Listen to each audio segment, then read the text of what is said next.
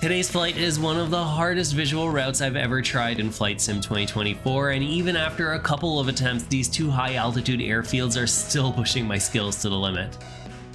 Our departure point is Megeve, which sits at 4,800 feet, and it sets the stage for things to come with its upsloping runway that makes it a one-way in and one-way out only airfield.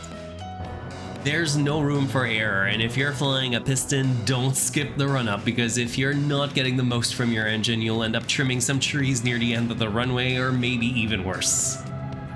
The downslope on takeoff is going to make your altimeter go backwards, which is pretty disorienting, but if that wasn't enough, the departure procedure also calls for a turn towards the terrain to keep the final approach pad clear for any inbound traffic.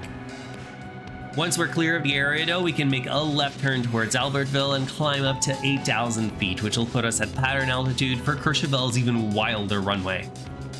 It sits at 6,600 feet, and it's famous for its insane 18.5% upsloping runway, and the most challenging approach actually starts by having us flying directly over the field first.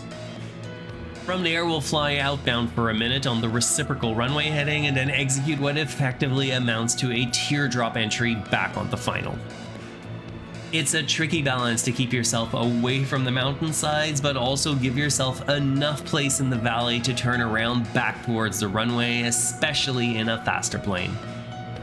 Once we're on short final though, we're committed to landing, since a go around would almost certainly put us into the side of the mountain, so put all of the odds in your favor by configuring yourself for landing well ahead of time.